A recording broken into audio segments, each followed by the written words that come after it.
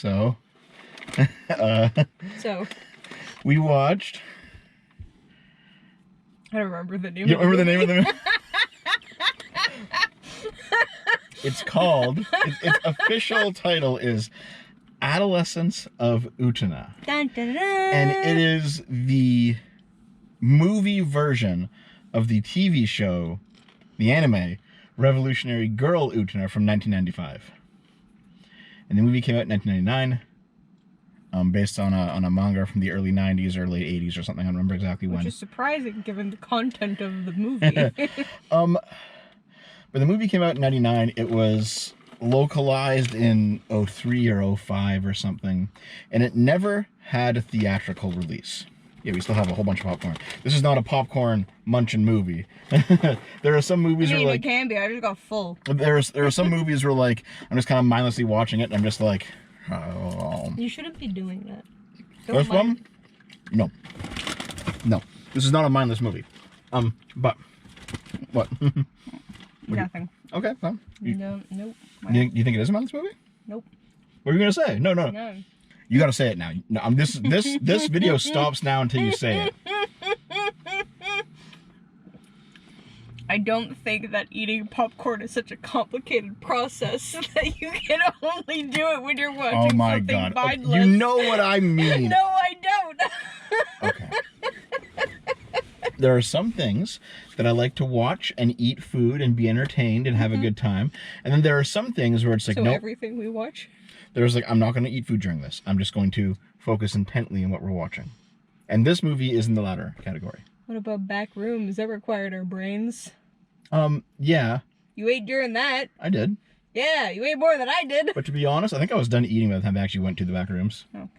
Because it's like the stuff outside of the back rooms, you can No, just... we got to that one it's pretty super fluffy. late, It's pretty didn't fluffy. No. Oh, was that the one we got there early too? I don't remember anymore. I can't remember any of these things anymore. Anyway, a movie came out in 1999, was localized in the early 2000s, came out in DVD.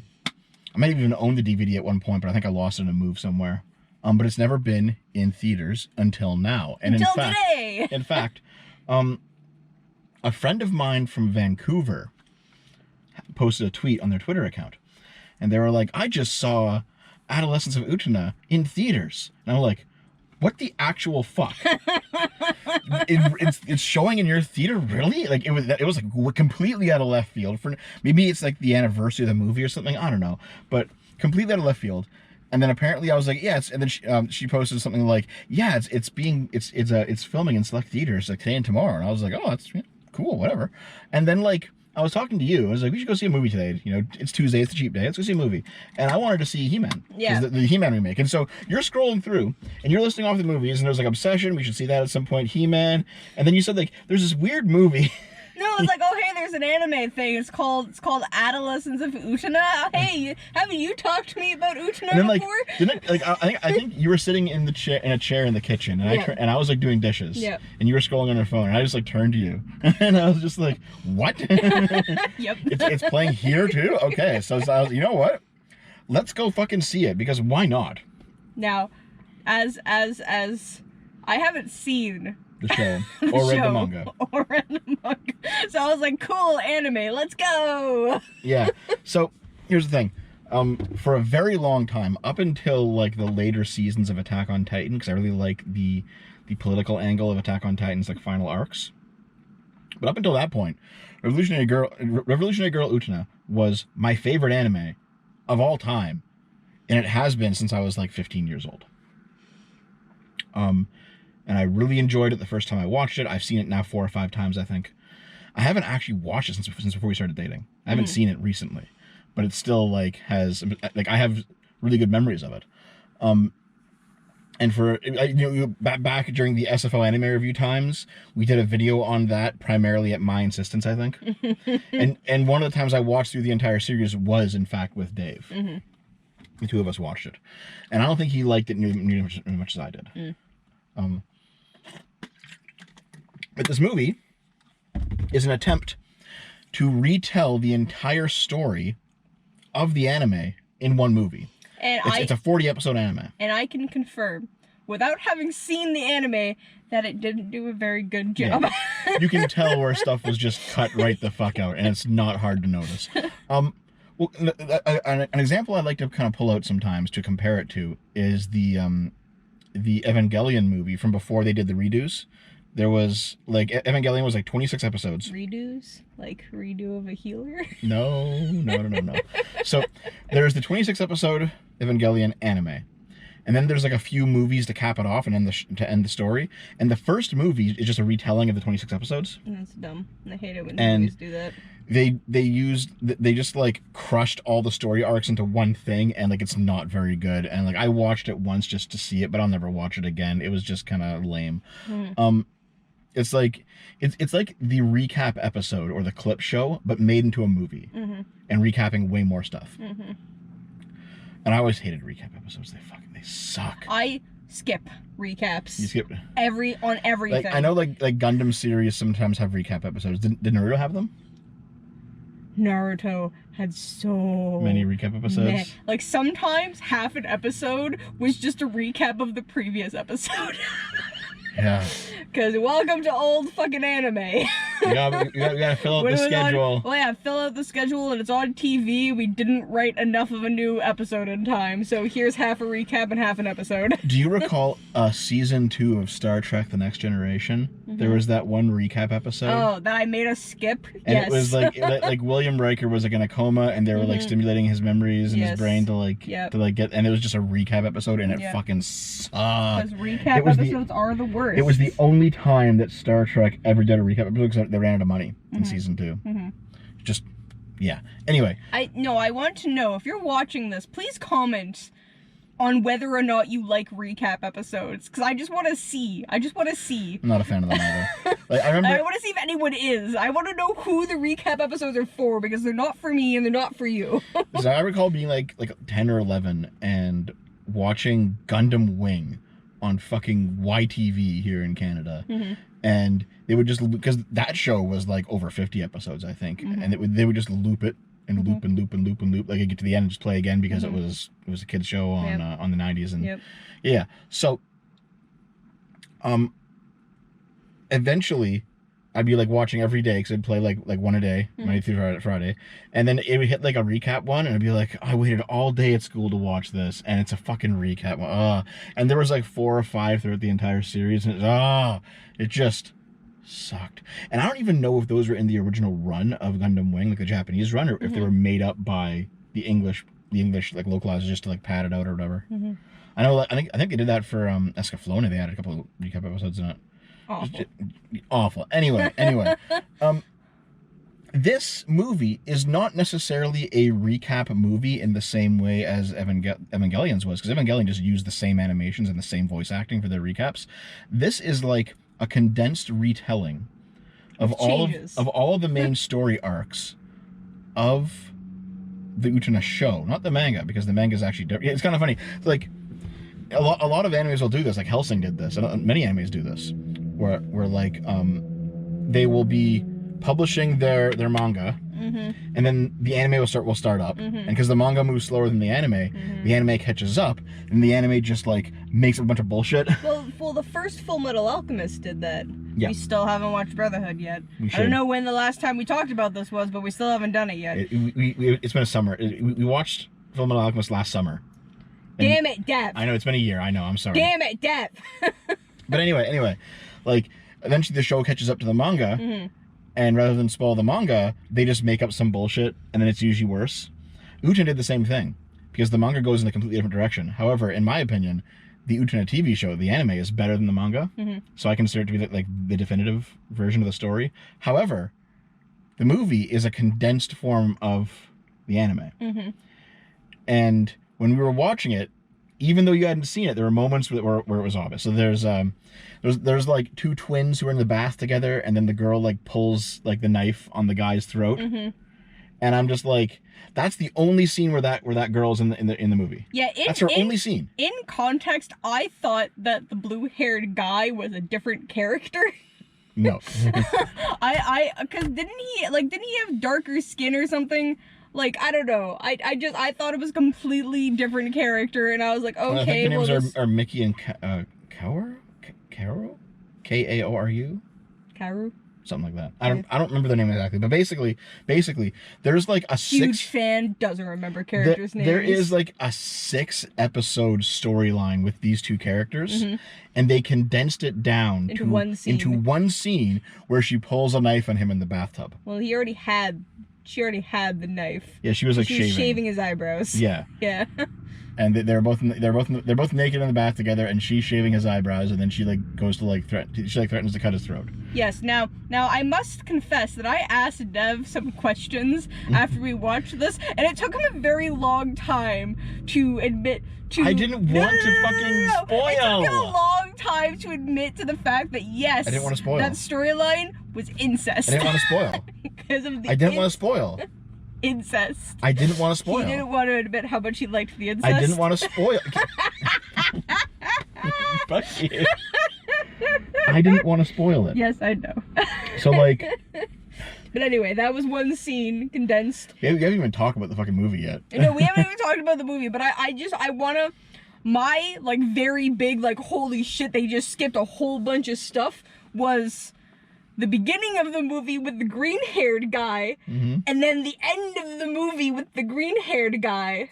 That's Seonji, yeah. Yes, and that's I'll just say that without spoilers. If you've seen the movie, you'll know what I mean.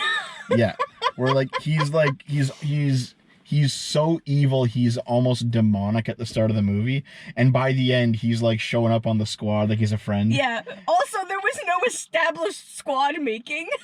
Yeah, like all of that was skipped over. All of that was skipped over. This movie, you very obviously needed to watch the show first. The show first. Like, to understand anything. I don't regret watching this movie. I'm actually a lot more interested in watching the show. I actually made Dev go find it for me. Yeah. So now I'm gonna go watch it when we go home. I still have a copy of it somewhere, yeah. Yeah, I'm gonna watch it. Actually, I had the DVDs back in the day, I think. Oh, you already said that. No, the actual show DVDs, not just the movie. Oh. And I know for a fact I still have at least the second arc of the show on DVD because it's packed away in the closet. Oh, okay. From when we moved last. Okay. Let's actually talk about the fucking movie now, okay? So real quick, the music, good music. Yeah, it was, yeah. And also very accurate to the show. So points for that. 2, the art style is very accurate to the show and also pretty good. But also like, man, the design of the school where it's all like just floating platforms. Oh, and, like, yeah, that was shit. fucking with my brain a lot. Is it like that in the show? No. Okay. No. Well, actually, no. It's kind of like that in the show, but they really crank it up to 11. Okay. In the movie. In the movie, like in the show, it's still pretty realistic. It definitely like in the show, it feels like it borders on realistic high society that kind of blends into the magical. Okay. In the movie, it's just insanity. It's like it's a liminal space. It's what it is. Yeah. It's all of the magical components of the show, but turned up to 11, and none of the actual realism. So it's just all the crazy like floating platforms and like just like staircases going to nowhere, and like just like, oh, here's the hallway of the school. It's actually just like a just it's in the sky going to like a floating room, like all that stuff. That stuff is in the show, but they use it very sparingly in the show. I guess they just wanted to really show you like, hey, we're gonna beat you over the head with it. Yep. Yeah. This is a magical school. God damn it. Yes, and it is. It is a magical school, even in the show. So the story itself, Utena is a tomboy. Yep. Who shows up. Yep. Oh, by the way, there's been like recent attempts within the past decade or so to like claim this as like a trans show. No, she's not trans. She's not trans. She's bi. She's bi and a tomboy. She's bi. She's a tomboy. And well, here's the thing. Like, it's because she calls herself. Sometimes she just straight up calls herself a guy. But she's not, and everyone knows she's not. So then she's non-binary. Yeah, best case scenario for the trans interpretation, she's non-binary. But anyway, Utena shows up.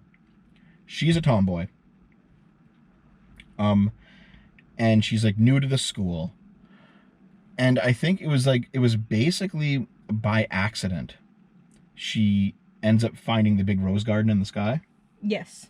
Where Anthe Himamiya, whose character is a lot more blatant and a lot more openly sexual in this show. Like they do In a the movie? Sorry, in the You're movie. gonna have to be more In specific. the movie versus in the show. In the show, there's like a slow burn of just how sexually fucked up Anthe is until like 25 episodes in. Okay. In this one, they do it within the first 10 minutes. They don't have time. Because it's a movie. Yes, because it's a movie. But to be honest, I like, appreciated it. to be honest, the reveal of just how fucked up Anthe is, because they slow burn it, it's done really well in the show. It's done really well in the show. But in the movie, they don't got time for that shit. So she's fucked up right from the start. Yep. And basically, Utena by chance gets the ring and the platform and the roses, and the whole idea is that Anthe is the Rose Bride, whom the school's student council duel over, and whoever wins the duel gets to be married to her. Wait. That wasn't in the movie. They're not on the student council in the movie. They're just around. Oh. They're just people. Oh, okay. They just have the rings and they're just duelists. That wasn't explained at all. I think it's so. In the first arc of the show, it's explained that only student council members can duel. And no, it was explained in the movie. Fuck, I'm mixing up everything. Okay. Yep. So in the very first episode of the show, it's explained only student council members can duel, which is why it's such a big deal that Utena gets to duel, because she's not supposed to be. Okay. She's a commoner. She's not supposed to do this. Okay. And then like more duelists are added as the show progresses, and like the whole like the paradigm of like who gets to duel is kind of broken by the end of the first arc. Okay. And like things kind of expand out from there. But like the first big conflict of the show is, why is Utena allowed to be in this space and partake in this activity? Okay. And they kind of really dumb it down for this. You can still see hints of it. She found a ring. The ring allowed her to duel. Yes. And then it was a huge misunderstanding with a rapist. Yeah. And so when they get there, this part is exactly the same, okay, as the show. Saionji is the person he's the most recent winner of the duels. Green hair. Saionji. Okay, I actually have a question about like winning the duels. It was not explained clearly in the movie. You just knock the rose off their breast. No, that's not what I was gonna ask, go ahead. Mr. Interrupter. So, well, yeah, I learned from watching you. So. Do you have to win multiple duels to be the winner, or just whoever challenges you? Like how was the first winner decided? What do you mean? Okay, so technically spoilers for like 5 minutes ahead of what the scene we're talking about. Okay. But like, okay, so Anthe will sleep with whoever she's engaged to, right? Okay, so how is it decided? Like did all the duelists have to fight each other first to be like, okay, I'm the winner of the duels, I get Anthe, and then whoever challenges me, if that person can beat me, then they get Anthe. So you're asking how this whole thing started? Kinda. Okay, so that's not in the movie at all. Okay. And to talk to you about it in the show is a massive spoiler. Okay. Well, that question remains unanswered then. Yeah. Okay, continue. So we meet evil green-haired dude. Meet Saionji. And Saionji is just like Gross. a sadistic, quasi-rapist monster who mistreats Anthe, doesn't give a shit about her. Yep. Very clearly just wants to have her as a status symbol. Yep. Utena like picks up a broom that was on the floor and fights Saionji and wins. Yep. And then Saionji leaves the movie. Yep. He's until the end. He has like a very intricate character arc over the course of the show, where he never really turns into a good guy, but he does like grow up a little bit. And it's like, okay, you have to like you can't be like this. You can't be a psychopath anymore, green-haired dude. Yeah. He goes through some maturing, because he like his whole arc in the show is like immature, impotent, toxic masculinity, and by the end of the show, he's not there yet, but he's grown up somewhat. So it's like, okay, you know, you'll be fine, probably given like another 5 years, you know. But anyway, in the movie, he's just out of the movie. He's out of he beaten, might as well have died. And then he's just gone. He's gone to the very end. He has one last cameo at the end where they act like they're friends and they're not. Yep. So now Utena takes possession of Anthe. Yep. But she doesn't really care. Yeah, she doesn't really want to. This was a huge misunderstanding. She was like, oh, I found this ring. This ring allows me to duel. Oh, you're a piece of shit. I'm gonna fight you because you're mistreating this girl. Mm-hmm. And as a result of her accidentally winning, Anthe starts following her around and basically acting like her girlfriend, Yep. which Utena does not seem to reciprocate at the start. Definitely not. There's a couple moments where like she almost does, and then she's like, nope. It's like, ah, yes, pretty girl is paying attention to me. I like this, but no, she's being weird. Yeah. Bye, panic. I guess.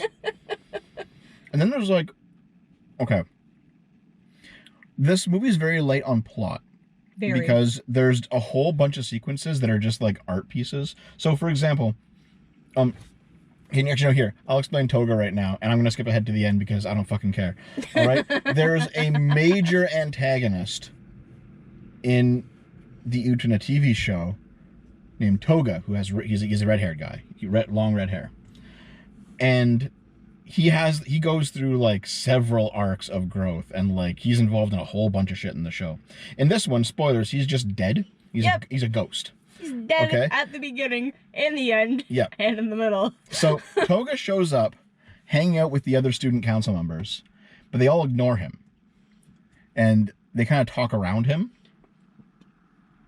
That's not exactly. No, there was how that happened. Well, just wait. I haven't.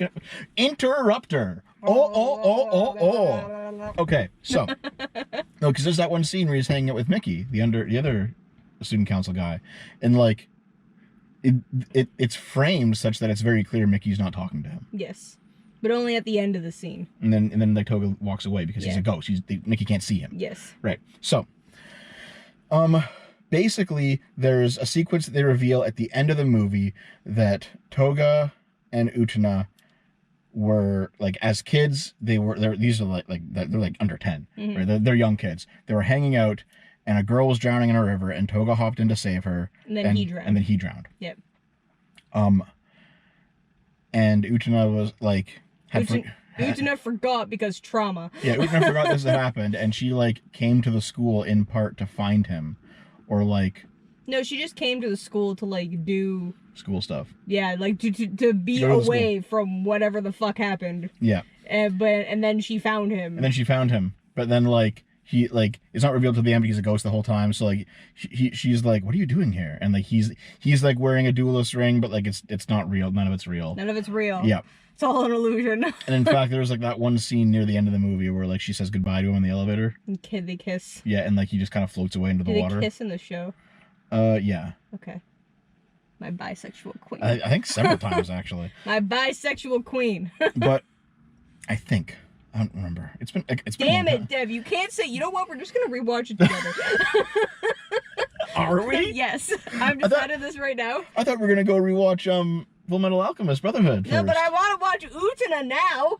Listen, you can't show me a show filled with lesbians and then a shit ton of bi people and so much sexual fucking tension. Oh, by the way. And then not expect me to not immediately want to watch it. There's also a lot of gay, like male gay tension in this too. Even better. They just didn't really do it that much in the movie, but there's tons of it in the show. Even better. I need this show is gay as fuck. Yeah. I love it. Give me more gay things. You know what's really funny though is that like I've been wanting you to watch Utena since before you've wanted me to watch Full Metal Alchemist. Well, yeah, I know, you just but never watch it. We don't have time. Listen, you did not sell the show to me at all. You described. I told you it was about gays and lesbians and stuff. No, you didn't. You described it as like a Sailor Moon like. It is. It was made by the guy who made Sailor Moon. I don't like Sailor Moon that much. I didn't get the chance. No. Sailor Moon also had lesbians in it. Well, not in the English dubbed version. Yeah, they were cousins. They were cousins. That made it worse. All the incest. No. Okay, I never got the chance to watch Sailor Moon until I had like aged out. Yeah. Of its age range, and then I was just like, Yeah. Like, I mean, the only like magical girl thing I watched was fucking Knights of the Zodiac, Saint Seiya, and I know that's not actually a magical girl thing, but that's the closest comparison I have to them changing into their armor. I know. Wow. I know. Okay. I know. Back to the movie real quick before. No, I watched Saint Seiya first, but I also watched Madoka Magica. Which is a good show. Which is great. What's funny is that, like, I introduced, the last time I watched Utena, the show, I watched it with someone online that I knew at the time. And they said that, this is just an older, lamer version of Madoka. No. And like, No. it's not exactly, but I can see what he meant by that. I would say they fit in the same sort of genre breaking show. Yeah. Yeah. Where it's kind of like it's a subversion of Magical Girl, and there's also gay shit in it. Okay, well, I'm not. Okay, listen. There's gay shit in Madoka. Honestly, not as fucking much as in Utena. Like, it's very subtle in Madoka Magica. I think by the end they're pretty overt. Yeah, but like, what was her name? Homura, who was like changing reality to try to save. Well, yeah, but also it was kind of obvious. Listen. Oh, so you're just yelling now. You're just yelling. Listen. Yeah, I'm gonna say it's subtle because if Naruto can fucking have Naruto and Sasuke be straight motherfuckers, then the Madoka was fucking subtle. Okay. Okay? Fine. Okay. Can you get back to movie now? Yes. Yeah, okay. So, Toga's interaction with the plot is that it seems like he's going to be one of the duelists that fights for Anthe. Yeah, turns out he's just a ghost. Yeah, and he's just like a manifestation of Utena's trauma from when she was younger. Yeah, I thought that where they were going with it in the movie was that she was gonna be like, they were gonna go through all the duelists. She was gonna fight them like maybe in like a sequence or whatever. But like there was gonna be like he was gonna be the last one. It was gonna be the hardest fight because he was her friend. So. That would have been better. That's what happens in the show? That is, like, that's like 80% of the first arc of the show is that. Yeah, okay. Yeah. Where, like, Toga's kind of like this looming presence in the background of the duels, and he's, like, the last one she has to fight. Yeah.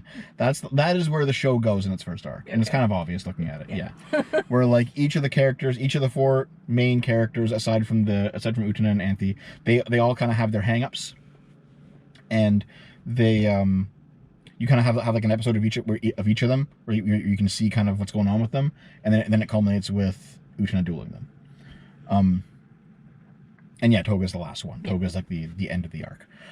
But anyway, okay. So in this one, Toga's just a ghost, so he's not really part of the movie at all. He just kind of serves to motivate Utena, kind of. But he has lots of lines. Well, here's the thing, right? Because I think at this point in the movie, it's very distorted in my memory, but I think at this point in the movie, there is an extended sequence where Toga and what was her name, Shiori? I think it was Shuri. But it looked like it was spelled Shiori, but it was Shiori, yeah. It was either Shiori or Shuri. Yeah, the purple-haired girl, yeah. Yes. They're like in bed for like 15 minutes. And it's clear they're having sex. However, that whole sequence can't really be real because Toga's dead. Yeah. It has to be metaphorical. Yeah. And by the way, it's very obvious it's metaphorical because... like it was a very obviously metaphorical scene with all the sheets and shit. Yeah, so like all the sheets in the bed start getting pulled like tight and like warp into a cocoon, and then like... Well, that only happened when we flashed to the backstory. I'm talking about before. Well, hold on though, because Shiori, like, she's naked and then like wings burst out of her back, like angel wings, but they're bed sheets. Nah, they look like fairy wings, not angel wings. And then she like becomes a like a butterfly. I think. And then it cuts to like Toga getting raped in the field with butterflies, and like Shiori's one of the butterflies. Like there's moments in this where like the plot just stops and it's just and they just do surreal shit. Yeah. This is a very, very surreal movie. Yeah. Very. Yeah. Now listen, I'm used to watching weird, surreal shit, so like I could deal with it. Well, I kept looking back over at you, and you looked like incredulous for half the movie. Like, okay. No, I only became incredulous with the first half of the Scandalous tape. Yeah. And the car shit. Yeah, we'll get to it. Actually, speaking by the way, when we get, like, I expected this to be like dead. Like, no one in this town's watching this fucking movie. There was two other people in the theater. I think there was three. There was three. So there was like. Also, to interrupt, I think one of them was a very old man. Yes. Yeah. Okay. Which is very strange. Yeah. No, I saw him walk out of the theater, and I was like, "What?" Yeah. So like, we walked in, and I took a look around as we were walking up, and there was like a guy in his 20s, maybe early 30s, looked like a nerdy guy, fine, anime guy, right? Okay. And then there was like, at the very top of the theater, and like the final row, there was like a nerdy girl with thick glasses, and I'm like, okay, two anime fans, got it. How can you see anything in the theater? It's so dark. sitting near the bottom, in the middle, it was this old man. And I'm like, what are you doing here? Maybe he really likes Utena too. Listen, old people can watch anime. Listen, I thought it was weird too, but in his defense, old people can watch anime. They can. It's just like, this is very much not the target audience for this fucking anime.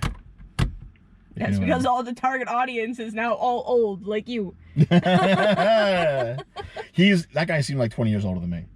Well, I think it was a little more than 20. I would put him in his like late 50s, early 60s at minimum. Yeah. Okay. Anyway, enough about, we're talking about everything but the movie. Okay. We are talking about the movie. Okay, so there's like this extended art sequence with Shiori, who has a plan to like fuck with Utena, and fuck with Juri, who's the orange. Yeah, she duelist. hates Juri. Yeah. By the way, okay. That was confusing because that you just need to watch the show for that. Okay. There is a very in-depth story between Shiori and Juri in the show. Oh, and you know what makes it really weird is that I don't think Toga and Shiori in the show even share a scene. Amazing. They're completely unrelated characters. Just have them metaphorically fuck. Well, it's fine. It's kind of funny because like what happens with Shiori and Toga happens with Shiori and someone else in the show. What happens with Utena and Toga happens with Utena and someone else in the show. They just they killed Toga off and then just made him inhabit the spots of other characters in the extended stories. It's because they just make it all work. They couldn't fit his everyone. actual plot. Yeah, they couldn't fit any of this stuff in. So, but anyway, yeah, like Shiori seems to be motivated by petty vengeance. At first against Juri, then eventually against Anthe, and she ends up being like a nothing anyway. Yeah. But like after the extended art sequence, I think at this point, it's the duel. Is this where Utena duels Juri?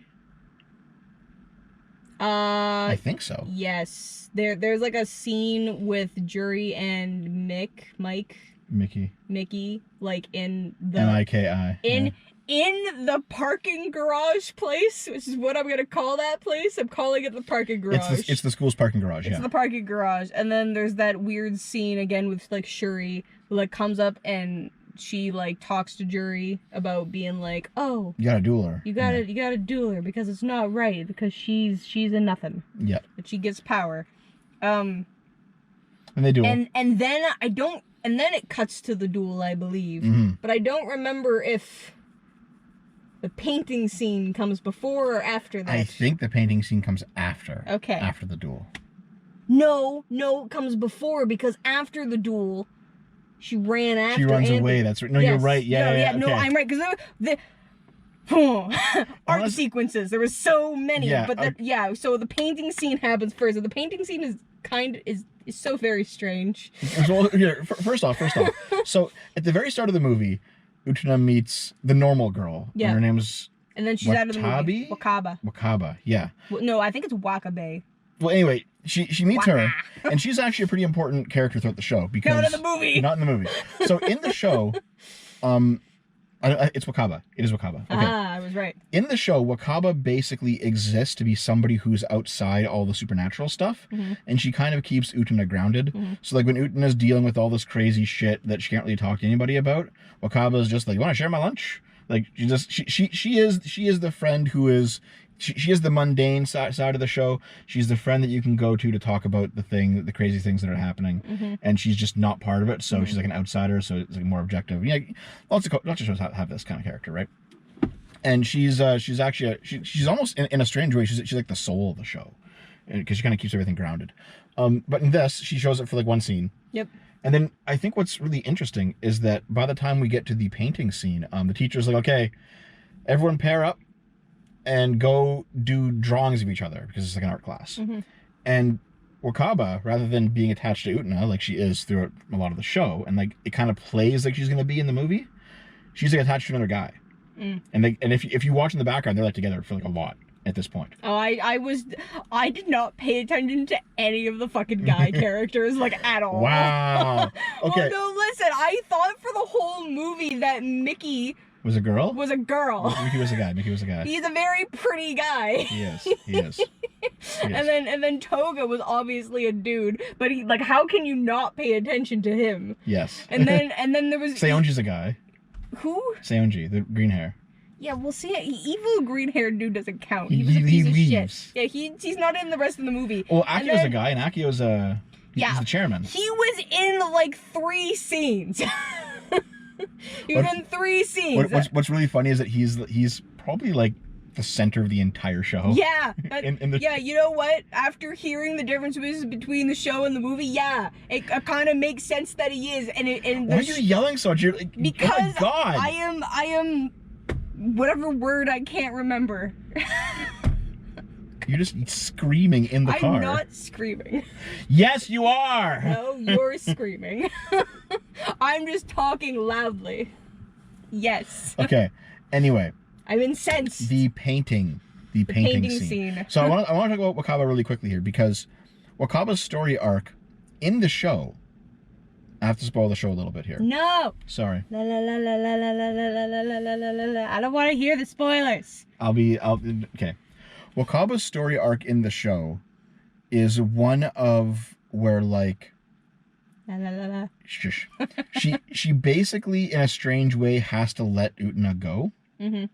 To go do the crazy magical shit. And like yes. and move on with a more normal life. And this movie does that very well, even though it doesn't draw attention to it at all, because from the drawing scene onward, Wakaba's only seen in the background, and she's only seen hanging out with other normal students. Okay. Yeah. Explicitly with this one specific guy character who is actually a minor character in the show. Okay. But like it's very clear that like, oh, she's no longer attached to Utena. She's kind of like dating this guy now, and she's gonna go on to have a very normal life. And that's what the movie implies. That's what the show also kind of implies, but it's a bit more direct about it. But like her arc is all about like, you know, letting go of the feeling that you have to be special and being okay being a normal person. That's kind of her arc. And the movie did it pretty well, even just with all these background scenes. Yep. So she pairs off with this guy and then exits the movie, and Utena and Anthe pair off, because of course they do. And then they have to go and draw each other for the art class. And then Anthe's like, hey, listen, I know, because I'm apparently the center of this fucking universe, I know this giant tower in the school that no one uses. We can go up here and draw each other up here. And so they go up. And but I don't know if you noticed, but that's the same tower that she was kind of like imprisoned in at the start of the movie. Yep. Yeah. Her and her brother were both up there, actually, at the start of the movie.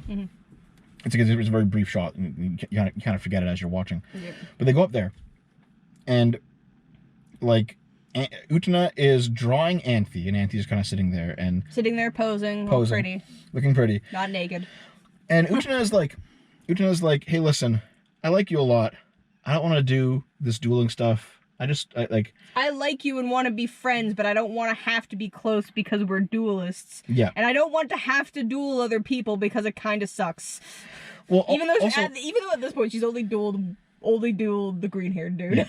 Yeah. But well, I mean, they do have this conversation in the show too. Yeah. But like the conversation is ambiguous about whether or not she's talking about being Anthe's friend or being Anthe's girlfriend, and it could be read both ways. I mean, she does specifically say friend, but it is kind of the other things she said. Yeah, there's other things that she says that definitely heavily imply that she wants to be friends plus a little more. Yeah. Not sex though, specifically, just emotional closeness. Well, maybe later. Yeah, no, sex later, but like, okay, considering she was just like, Anthe, no, and Anthe flung herself at her. Yeah. No, okay, so the platonic reading of that scene is that Utena wants to be friends and doesn't want to have to fucking fight all these people and all this shit. The romantic reading of that scene is that Utena wants a normal relationship with her. That too, yes. So, fine. Well, you can be friends in a relationship. That's what I assumed the scene meant. Yep. Friends in a relationship. And then they switch to do so that Utena is the one posing. Yes. And like, did they ever explain why Utena gets naked and Anthe doesn't? It seems that Anthe requested that Utena get naked, and for some reason Utena acquiesced to the request. I think it's because Utena actually likes her, obviously. Oh. Keep in mind, these characters are 15. Yeah. They're 15 in the show. Yeah. I don't know. They're probably the same in the movie. Probably. So they are in high school after all. We have a girl who, up until now, has liked guys, seems to have a thing for this girl, but is kind of on the fence about it. Yep. And is now asked by said girl she might have a crush on to like get fully naked. to get fully naked. Yep. And pose. And pose. So that said pretty girl asking you to get naked can paint your essence. Yeah. I would also get naked. There is absolutely like you understand immediately why she's embarrassed to do this, but also why she's kind of excited to do this. Yes. And so she does it. Where's the fucking button? Up your butt. Okay, that's what I call a butt-in. Okay, so they're talking back and forth about what their relationship actually is during this drawing scene, and then eventually Utena's like, "How come I'm the only one naked?" Yes. This is embarrassing. Yeah, and this is when like it turns from like will they won't they Yuri anime scene to more surrealism. to like surrealism and horror. Surrealism and horror. Because Anthony's like, okay, I'll get naked, and so she gets naked, and then like she has a fucking hole through her chest. Yes. Yes, she does. And Ethan is like, what the fuck? And there's just like a gaping hole you can see through her. And just like, Yeah. Now listen. And then like she says like very creepily, do you want to actually know what's going on around here? Yeah. And Ethan's like, I don't know, dude. Okay, because listen. I understand why the hole's there, because that's where the sword comes from that Utena keeps pulling out of her chest. What I don't understand is why you can see through the hole. Where is the sword? Is it just sticking out of her back the whole time, hiding in her dress? The sword's magical. Yeah, but why is the hole all the way through? Why isn't there just like a deep scar? Because that scene where you can see the light shine through her body, it made the scene work really well. I know. There's logical inconsistencies here as to where the sword's hanging out. Also, yeah, like the moment where like Utena looks around and is like, wait, are all these pictures of you? And then she sees that one fucked up one of like her being stretched in the middle and like it zooms in really fast on it. Yep. Yeah, like there's like creepy moments to this. Oh yeah. Yeah. This is not just like fun Yuri lesbian anime fun times. Yuri no. lesbian anime times. There's lots of those moments. Those Yeah, good moments too. Lots of those moments. Yeah. There's a lot of really fucked up shit in this. And then there's I think then the jury duel happens. Yes. But then there's also like okay, so I gotta explain this to you now. So you know how like every once in a while like a radio show cuts in to the movie? Yeah. Yes. I had a feeling it was some sort of meta thing. I got that it was a meta thing near the end. Yeah. Well, not like super near the end, but it was like middle ends. Yep. So there's a radio show hosted by I think it's EKO and FKO. Yeah. Yeah. So it is a meta thing, and also the contents of the show implies that the characters of the radio show implies that the characters know about the TV show, the anime, because in the anime there are other characters like shadow people. They just all look black, and they're called AKO, BKO, CKO, and occasionally E and F, and there's also a D in there somewhere, I'm sure, but I don't remember a D. But I remember A, B, C a lot, and E and F a little bit.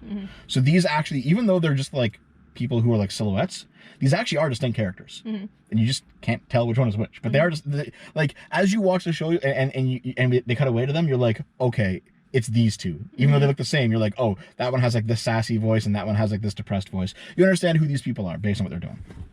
And in the show, there's like sequences once an episode where basically you have these shadows, and they're just shadows cast on a wall, and these shadows are like doing shadow art. They're putting the hands up in there. You know how you make it like a mouth and go, yeah, with their hands. And there's a Japanese term for this, because there's an extremely advanced form of this art in Japan. Okay. Of like doing cool shadow shit on the wall. Neat. And it's like a Japanese cultural thing. So there's a bunch of characters who comment on the episode from a meta perspective in the TV show. Okay. And then these characters come back for the movie, and this time they're having a radio show to comment on the movie. But they also kind of act like they're outside of the narrative. They know they're viewing it the way that we are, and also they bring in some knowledge from the TV show sometimes too. And they do the radio show thing a few times throughout the movie, and then eventually, like, their biggest scene until the very end, their biggest scene is when she has, like, the scandalous tape. Mm-hmm. And so it's like, I have a scandalous tape, and she, like, puts it in. And first of all, the first scandalous tape is... That I was incredulous about, because it made no fucking sense. The first scandalous tape was just, like, a comedy sequence of all the characters from the show that didn't make it into the movie. Except, they're all animals. Yes. So, like Naomi, spoilers, is Toga's sister. And she has, like, a big arc throughout the show.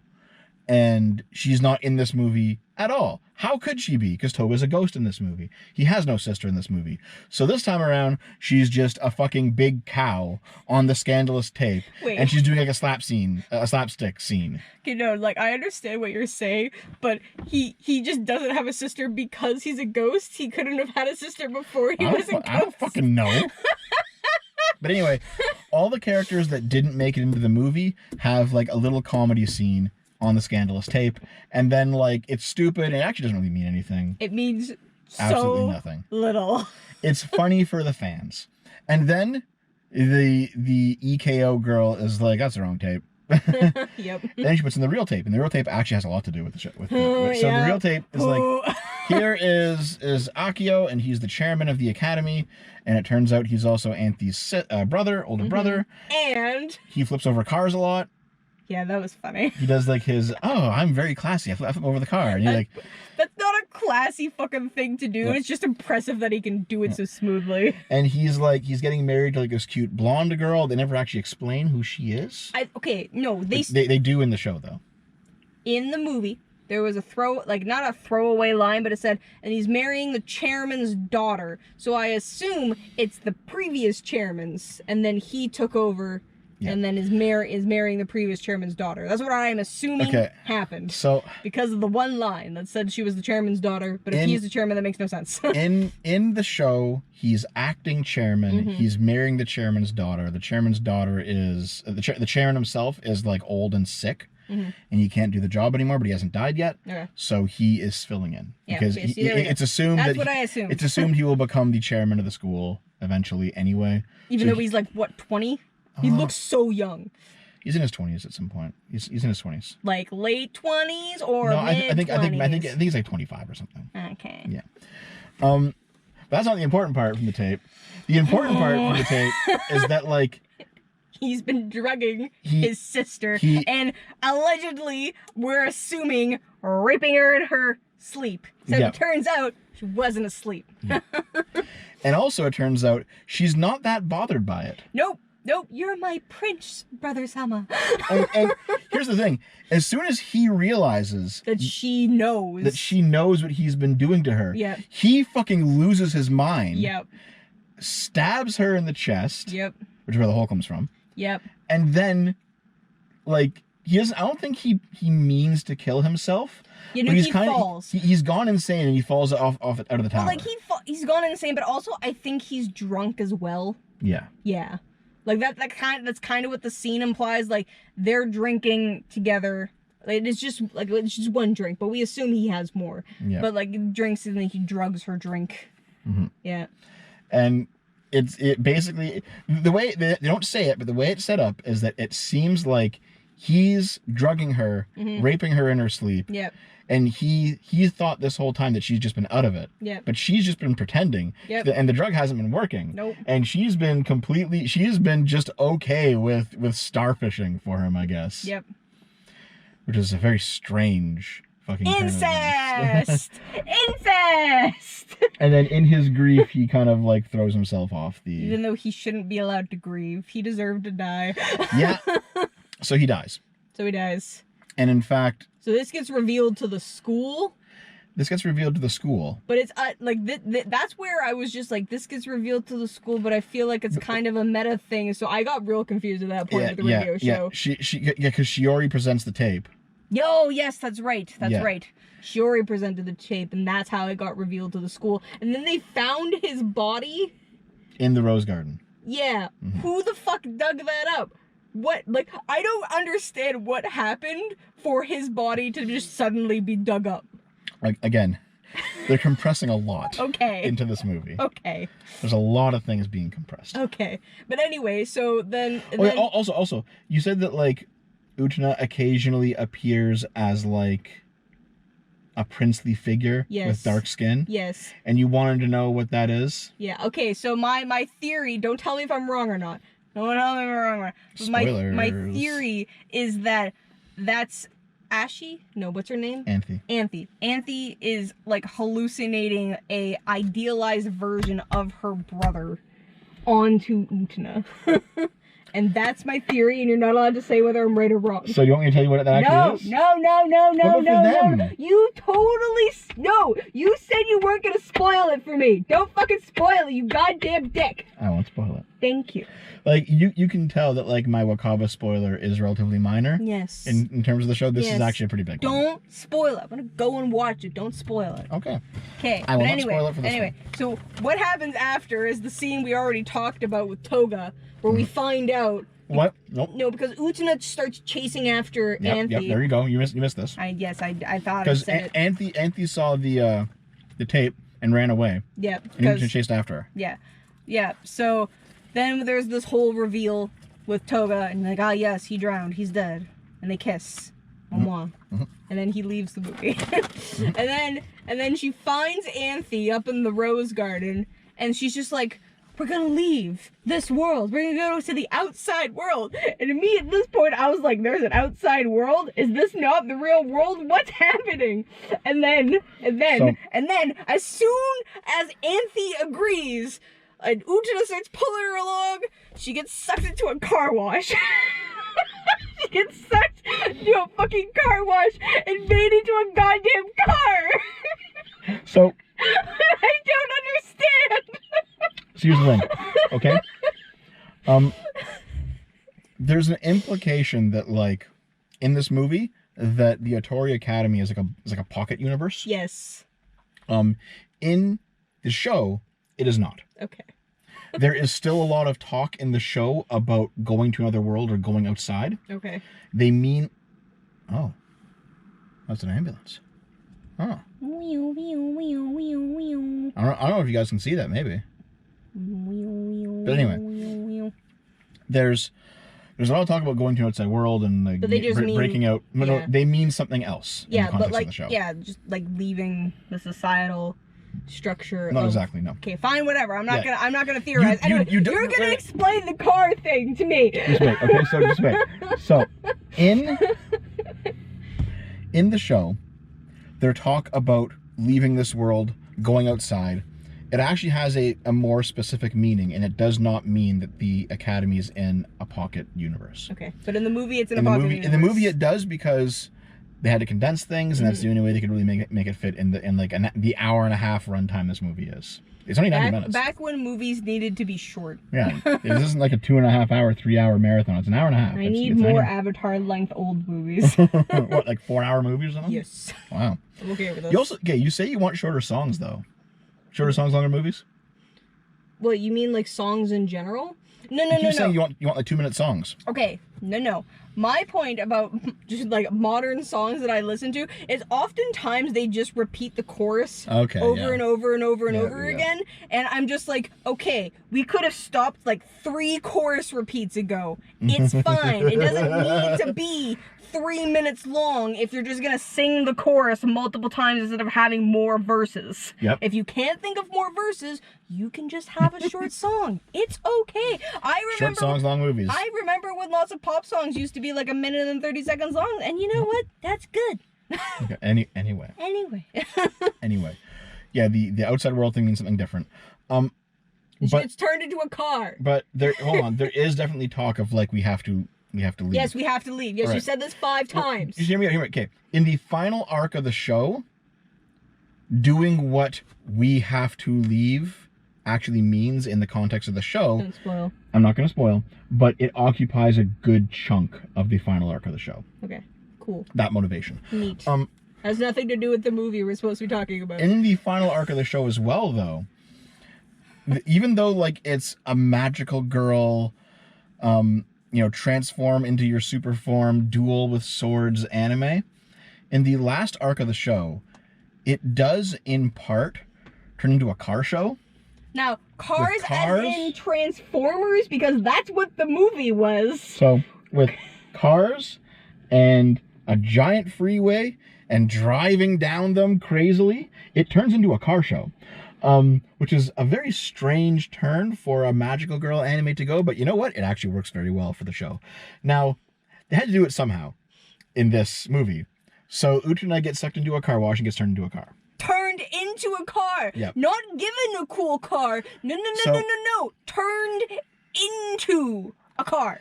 So the director was actually asked about this, about why he decided to adapt the last arc in this way. Mm-hmm. And he just said, oh, I thought it would be cool if we just had a character turn into a car this time. Into a car. Yes, Utena turns into a car. It turned into a Transformers movie. Utena turns into a car, and then Anthe manages to drive Utena onto the freeway, leaving the academy. Yes. And then Anthe is chased by Shiori, who also turned into a car. For some unknown reason. They just needed an antagonist at the end. Yep. And then she died like 5 seconds after Yeah. showing herself. Yeah. She appeared, she gloats about how she's turned into a car, and then she crashes herself like an idiot. It was very stupid. I judged her character a lot. Yeah. And then like a bunch of other cars show up, and they're not explained. I think they're automated. Like, because they look like horses, so it's like knights riding after the princess trying to flee the kingdom. Yeah. Yeah. Yep. And then like And then the gang shows up. yeah. So then like Makes no fucking sense. like Anthe is driving the Utena car. The Utena car is breaking down. All the Because automated horse cars They are are like attacking her are because attacking they her. went into a tunnel and now Yeah. the horse cars are all around them in the tunnel. Yep. And then they're falling on Utena, the car. And then like the squad shows up. Fucking squad. And they pull Utena's car forward with a chain Yeah. to give it more speed. And then like so you have in the squad car you have Junie driving. Jury driving. drive. And like I guess after getting fucking owned in the duel, she's okay with it because like Yep. she went from like losing the duel to just being chill. Yep. Mickey, who didn't duel at all in this movie. Yep. But we had I don't think him and Utena had a scene together. They didn't. I don't They didn't think. talk at all. No. Okay. And then Seonji, Evil green haired dude is back. and he's just cool now. Like they jumped ahead to all of their development, all three of the characters, and also no Toga, 'cause he's a ghost. Yep.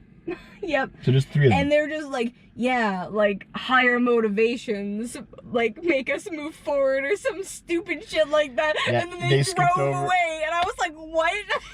What? Yep. Why is the rapist here? And okay, here's the moment where I think you could actually kind of figure out what they're saying using only the movie logic. There's a point where Mickey says, "We will leave and go to the outside world too. We're just not ready yet." Yes. And then they go back. Yeah. And it's that moment, if you're paying attention, you're like, "Oh, I know what this is about." What's it about? Want me to just tell you? Leaving. They're leaving. I don't know. Just tell me. God. It's kind of a spoiler. Then don't tell me. But you can get it from the movie. I don't care. I didn't get it. There you go. I haven't been spoiled. So, you're not allowed to tell me. I don't care. You guys can comment on it, and I won't read any of the comments. Wow. Okay. So then it's just Anthony driving the battered Utena car, and then... Anthony? Sorry, Anthony. Oh my god. Anthony. Anthony driving the battered Utena car. Yep. And then the castle shows up, and the castle has like 18 billion wheels as a giant tank. Yes, and then suddenly the Utena car fixes itself, and it's not so battered anymore. Yeah. I don't know how that happened. There was a flourishing of a fabric. They did like a magical girl transformation on the car, and, On the and car. it got fixed. Yep. But okay, so here's the thing, right? The castle in both the manga and the anime, in both of those things, is completely different. Okay. But they're both a centerpiece of the show, of both stories' artistic direction. It's Artistic direction.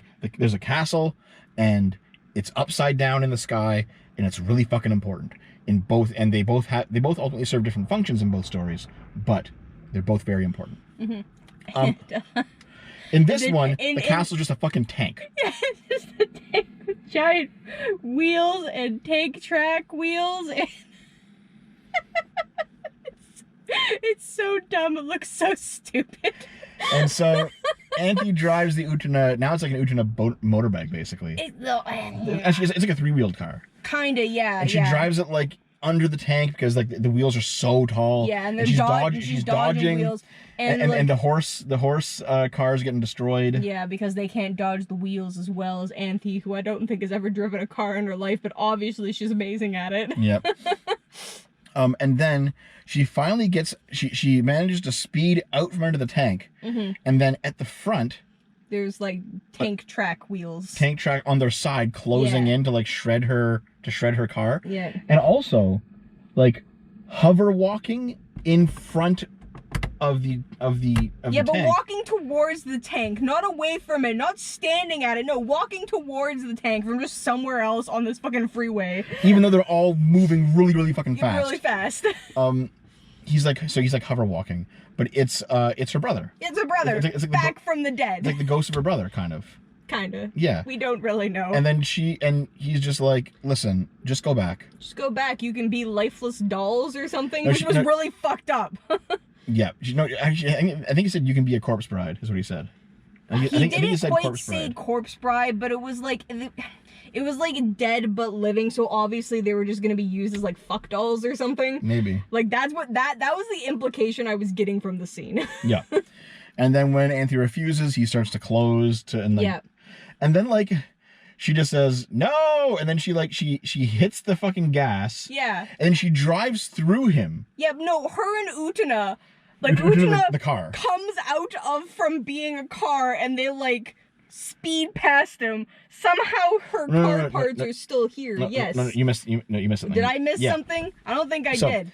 It's actually like the treads are closing in. Anthony hits the gas. Anthony? Sorry, fuck me. Dude, it's so late at this point. I'm ready to go to sleep. Anthony hits the gas and drives like into her brother Akio. And then like you can see like the car go into his like stomach, and his back like stretches out. He's getting hit. He's like, oh, and he gets hit. And then like he just explodes. Oh, okay.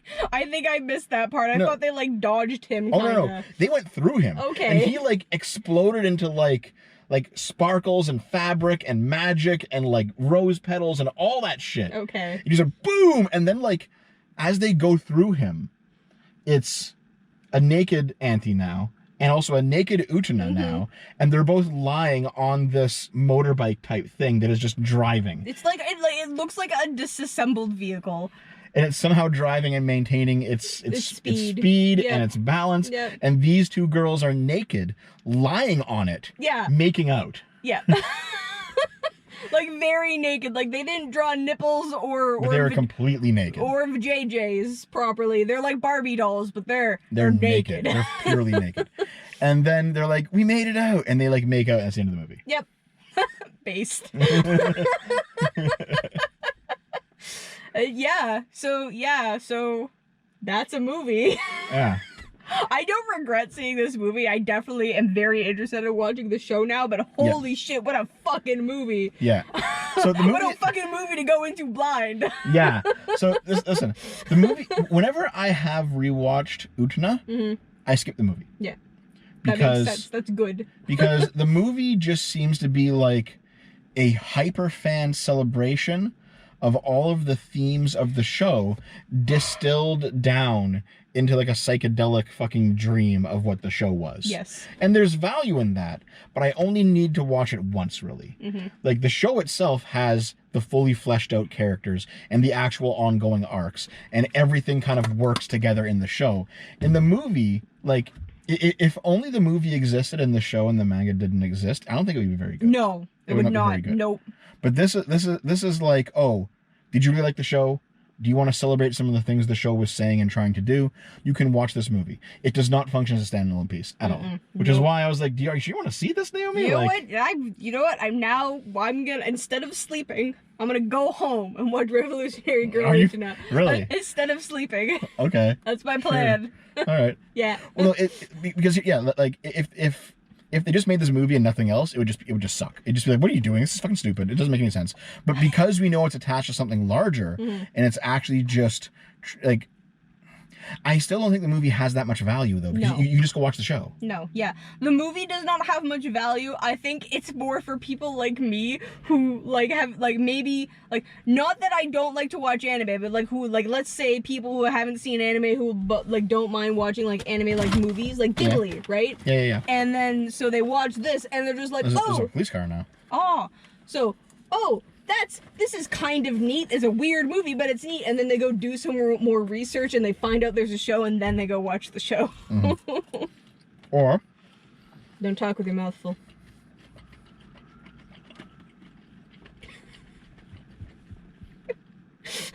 or it's for like hyper fans of the show. And People who are more fan than me, and I'm a pretty big fan. People who are more fan you than can't me. remember characters' names. You're not that big of a fan. It's been over 10 years. I haven't seen it since before we started dating. Listen, you can't say that you're a big fan and then not rewatch something like every year. Well, if that's the case, I'm not a big fan of anything. See? Because, like, Jesus Christ, what's going on tonight? The regular times of being alive. Another ambulance. Yeah.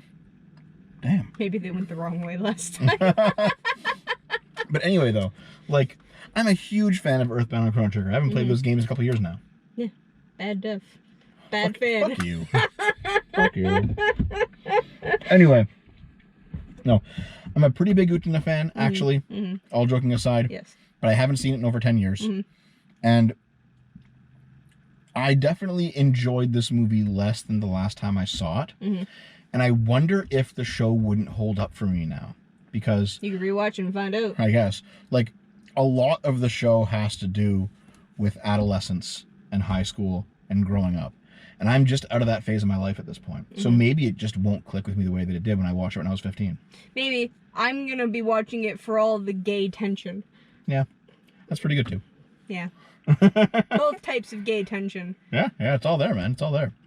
Yuri, Like- yowie. Dude, like, okay. Also, there's tons of straight tension too. There's a ridiculous amount of, okay. Sexual tension, the show. See, my favorite part about all of this, about this revelation, revelation of how much I'm probably gonna enjoy watching this show is that you failed so hard to sell me on this fucking show. I cannot believe how much you failed to sell me on this. You could have just said there are lesbians and there's lots, and you know what? If you don't want the lesbians, I there's didn't tell you lots. that. I said that. There's lots of gay dudes in it too. I said that too. You did not say anything Also, about the gay dudes. Also, No.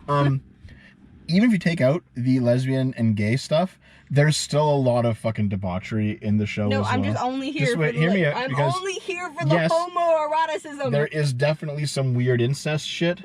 There's some weird there's some weird age gap shit.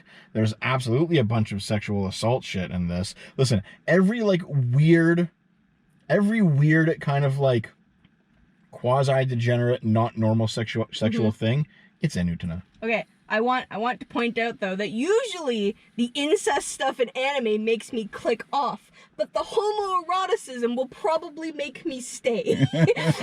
So, you are a failure at selling your favorite show. Also, hold on. A lot of anime, when they do incest, they make it seem almost positive, where like, yeah, like the half brother and half sister, and they're like, they're kind of into each other, and it's weird, but it's Japan, so it's like whatever. Sword Art Online. Yes. Fuck. Yeah. In Utena, no, it's just negative. Okay. Well, There is a bunch of incest, and it's all just negative. Okay, well that's good. Hooray for bad depictions of incest. Or You mean good? Good. Good, bad? Bad, good? Yeah, Naomi. Okay, I think we need to go to bed. Are we done? I mean, it feels like we're done. We're talking about everything, yeah. I mean, yeah, all I really have to say is I don't regret watching this movie. I am not sure if... anyone would actually like it. Yeah, like, if you haven't seen Utena, I'm not sure if I would recommend watching it, but if you're used to watching, like, very surreal stuff, then give it a try. No, yeah, if you like surreal stuff, give it a try. Yeah. But here's what I will say, okay? If you've already seen Utena, you've probably already seen the movie. If you haven't seen the movie, but you've seen the show, you know what Utena's already about. So you already know what's going to happen in this movie. The only way to know if you'll actually like and appreciate this movie without having seen the show the way that Naomi did, is to just watch it. It's one of those things where, like, if you don't even know what Revolutionary Girl Utena is, and then you pick up the movie, either you're going to not like the movie and then you'll be done, or you'll like the movie and it'll make you want to watch the show, like with you, and there's really no way to tell which one of these two camps you're going to fall into. Yeah. Well, okay, to be fair though, I didn't like the later half of the movie. Like, after all the fucking car shit, I was checked out. There's some value in that. I was checked out after the car stuff, but I really liked the beginning of the movie. So if you like, and you know what I will half say? of it, You know what I will say is that the car stuff is probably some of the better stuff in the show. I'm gonna watch the show and I'm gonna find out for myself, because I don't believe you. I can't. I don't believe you. But I guess I'll find out. Yeah. You know what? I guess we're just done. Yeah, okay. You already got to turn the light back on. Bye. Bye.